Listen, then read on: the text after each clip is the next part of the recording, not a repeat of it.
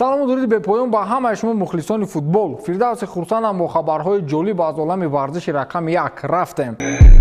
дар футболи тоҷик чӣ ҳодисаҳо рух медиҳад? чаро легионерҳои бошгоҳи Истиқлол дастаро тарк карданд? ҳоло чизе дар ин бора расман маълум нест, вале мо бо дарёфти чанд хабар ва такя ба овозаву манбаъҳои дигар кам-кам ба ҳақиқати ҳол наздик шудем. баъд аз симати сармураббигӣ канор рафтани Ҳаким Фузайлов чанд рӯз қабл 3 легионери дигар низ аз даста рафтанд. тибқи иттилоъҳои дарёфтшуда ҳимоятгари узбек Ҷалил Кимсанов, ниммуҳофизатгари серб Михайло Сакич ва ҳамлагари арманистонӣ Руслан Корян ҳайати дастаро тарк карданд. ба фикри шумо Истиқлол бе легионерҳо метавонад дар мусобиқаҳои байналмилалӣ аз ҷумла дар ҷоми конфедератсияи футболи Осиё дастболо гардад? шояд. аз миёни бозингарони даъватшуда танҳо Алексей Ларин дар даста боқӣ мондасту халос. хабарҳое паҳн шуд ки гӯё дарвозабон Никола Стошич ҳам баъди 5 соли ҳунарнамоӣ тарки бошгоҳи Истиқлол намудааст. аммо як манбаъ аз дастаи Истиқлол хабар дод ки Стошич ҳоло якҷо бо тим тамринҳои худро идома дода истодааст.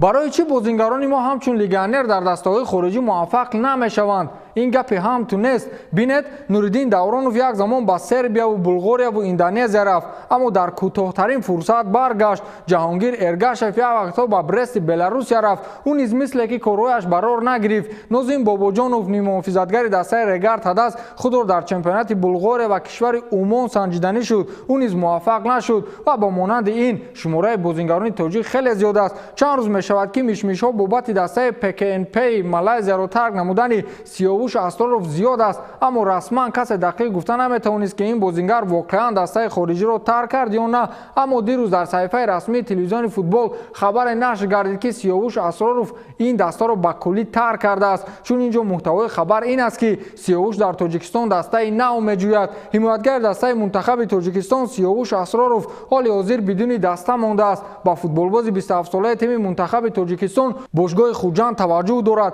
бояд гуфт ки футболбози мазкур ҳанӯз соли 2012 бо роҳбарии Мубин Эргашев дар ҳайати ин даста як мавсим ҳунарнамоӣ кардааст. ёдовар мешавем ки Асроров моҳи январи соли ҷорӣ ба дастаи ПКНП Малайзия гузариш намуда буд. мавсуф дар 7 бозӣ дар ҳайати ин даста ширкат кард, аммо бо сабабҳои номаълум дастаро тарк намуд. Сиёвуш Асроров аз соли 2013 то 2018 дар ҳайати дастаи Истиқлол ҳунарнамоӣ карда 4 карат чемпиони Тоҷикистон, барандаи ҷоми кишвар ва иштирокчии бозии ниҳоии ҷоми конфедератсияи футболи Осиё 2015 ва 2017 мебошад. Асроров дастпарвари бошгоҳи футболи вахш маҳсуб меёбад.